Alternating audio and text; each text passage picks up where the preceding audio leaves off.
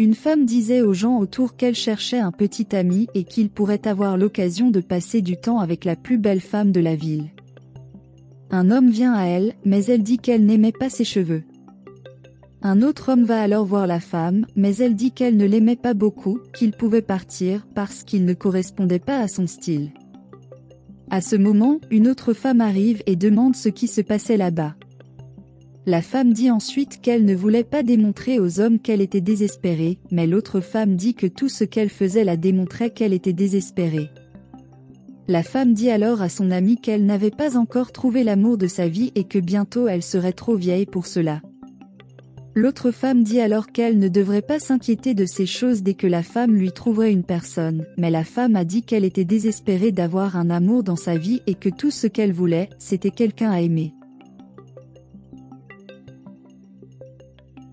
L'autre femme dit alors à la femme qu'elle ne devrait pas s'inquiéter à ce sujet, car un jour elle trouverait la personne parfaite pour elle.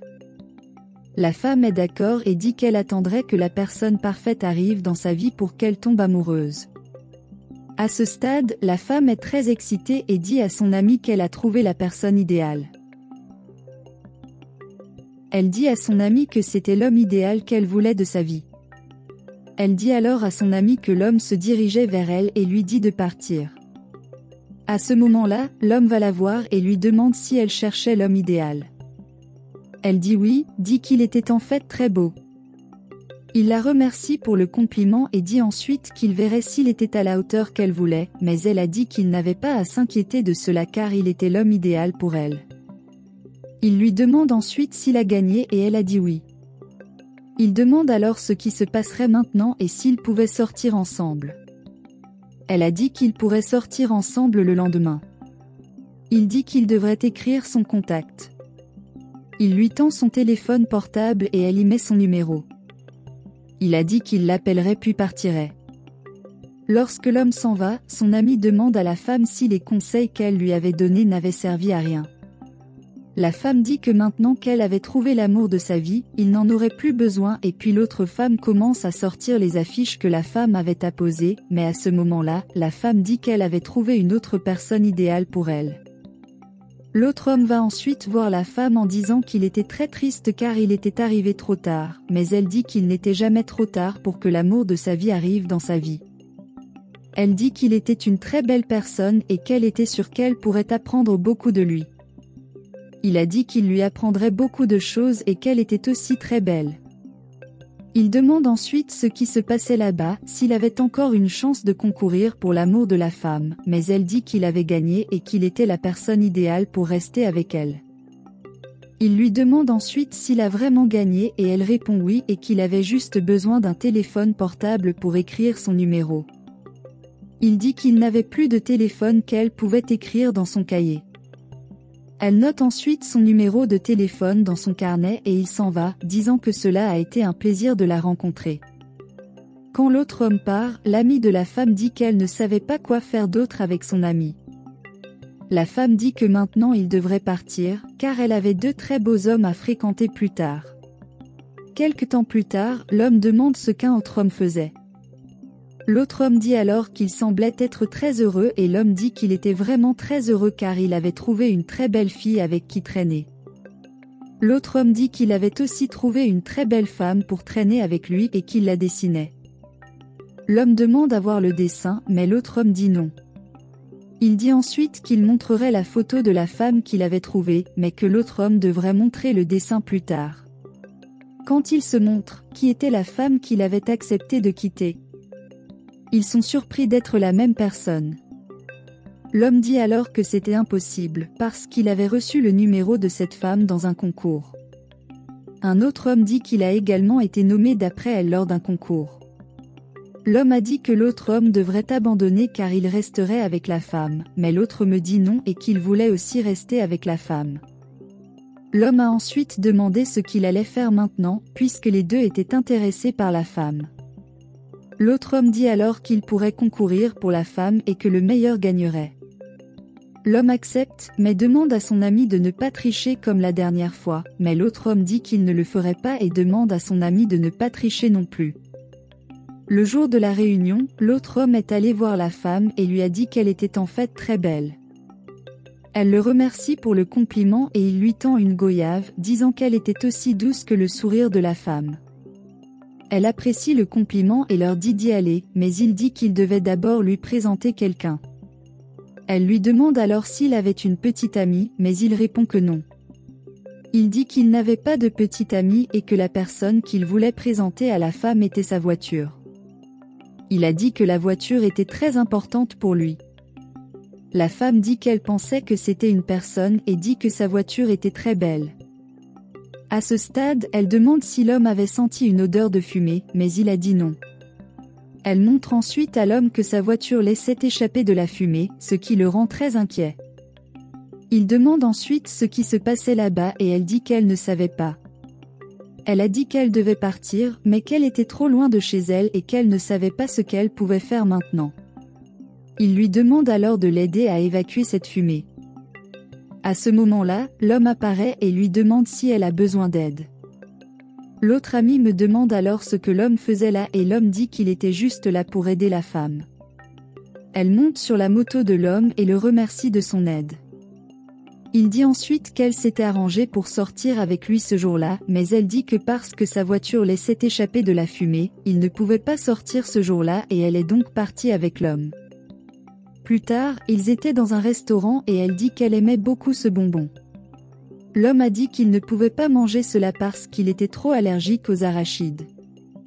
Elle est alors surprise par cela et demande ce qui se passerait s'il mangeait cela, mais il dit qu'il ne pouvait pas rester près des arachides car il est extrêmement allergique aux arachides. Elle s'excuse et dit qu'elle ne le savait pas, mais il a dit que c'était bon. Elle lui demande ensuite si ce bonbon qu'il mangeait était bon et il répond oui. Elle dit ensuite que ce bonbon était très bon, mais quand le serveur revenait, elle lui commandait autre chose à manger, car elle ne voulait pas que quelque chose arrive à l'homme. À ce moment-là, elle demande ce qui est arrivé à son visage.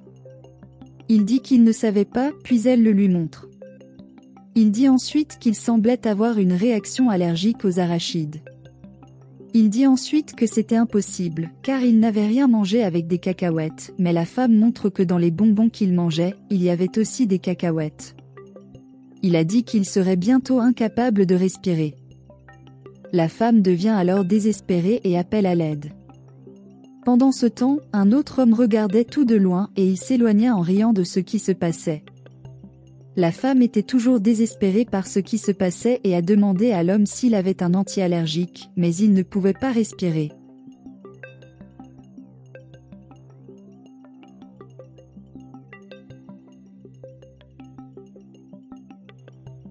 Plus tard, la femme rentre à la maison. Puis son ami lui demande comment s'est passé son rendez-vous. La femme a dit à son ami que la rencontre avait été très mauvaise car tout s'était très mal passé. Elle dit que la rencontre avec l'autre homme a été très mauvaise car sa voiture a pris feu. L'autre femme demande ce qui s'est réellement passé, mais la femme dit qu'après cela, elle est allée rencontrer l'homme, mais il a fini par manger des arachides et il était allergique.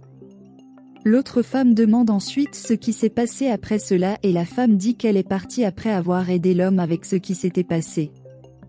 Elle dit ensuite qu'elle est finalement arrivée à la conclusion qu'elle n'obtiendrait jamais l'amour de sa vie, mais l'autre femme dit que c'était un mensonge car elle n'avait pas besoin de s'inquiéter. Elle dit que lorsque le véritable amour apparaîtrait, elle le saurait. La femme a ensuite dit qu'elle vieillissait chaque jour et qu'elle ne trouverait plus jamais une personne pour se tenir à ses côtés, mais l'autre femme dit que c'était un mensonge et que tout ce dont elle avait besoin était d'attendre, car un jour elle trouverait la personne parfaite pour se tenir à ses côtés.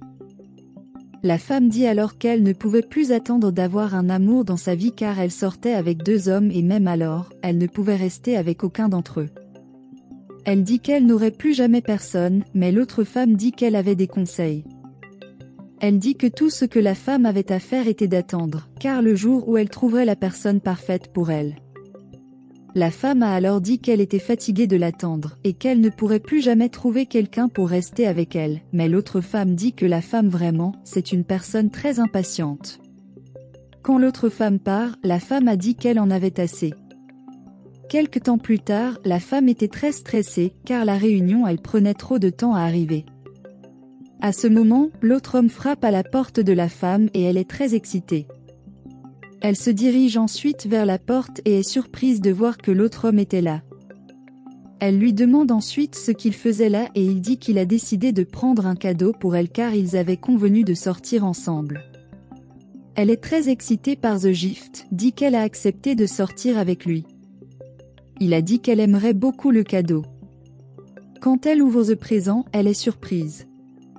Il dit alors qu'il devrait avoir une explication pour tout cela, mais elle a dit que rien ne pouvait expliquer et lui demande de partir. À ce moment, l'homme arrive et demande ce que l'autre homme a fait, mais l'autre homme dit que c'est lui qui devrait poser cette question à l'homme. L'homme dit que l'autre homme l'avait saboté, mais l'autre homme a dit qu'il savait que l'homme avait provoqué l'incendie de sa voiture. L'autre homme dit alors qu'il était au courant et que, pour cette raison, il a donné à manger à l'homme des cacahuètes. L'homme devient alors furieux contre son ami. Donc, nous allons vous montrer quelque temps à partir de maintenant, l'homme essayait de se raser, mais il ne pouvait pas trouver son rasoir, alors il est allé chercher le rasoir, et à ce moment-là, l'autre homme a mis quelque chose dans son verre. L'homme revient alors et dit qu'il n'avait pas trouvé de rasoir. Il boit ensuite le verre avec de l'eau, mais après cela, il dit qu'il commençait à avoir trop sommeil. Plus tard, il est allé chez l'autre homme et a pris le cadeau qu'il allait donner à la femme et l'a échangé contre un terrain. L'autre homme dit alors à son ami qu'il avait convenu qu'il ne passerait pas à cette compétition. À ce moment, la femme arrive et dit que maintenant elle a compris la raison de cela, parce qu'ils se connaissaient. Elle a ensuite demandé pourquoi l'homme était vêtu de son pyjama, mais leur a rapidement dit de partir, car elle ne voulait plus qu'il soit là. L'autre homme a ensuite dit que c'était la femme qui avait commencé cette dispute, mais lui demande de lui donner une chance de plus. L'homme a dit qu'il voulait aussi une chance de plus, mais elle a dit qu'elle ne sortirait avec aucun d'entre eux car elle devait d'abord s'aimer elle-même, afin qu'elle puisse aimer quelqu'un d'autre. Elle demande ensuite d'où ils se connaissaient et il révèle qu'ils vivaient ensemble et qu'ils se connaissaient depuis qu'il était enfant. Elle dit ensuite qu'il ne devrait pas leur faire ça. Qu'ils ne devraient pas tricher comme ça et qu'ils devraient être amis, elle leur dit de s'excuser, puis ils s'excusent et s'embrassent. Elle a ensuite dit qu'elle était maintenant heureuse qu'ils soient à nouveau amis, mais qu'elle ne resterait avec aucun d'eux. Ils deviennent alors furieux à ce sujet et recommencent à se battre pour ce qui s'est passé.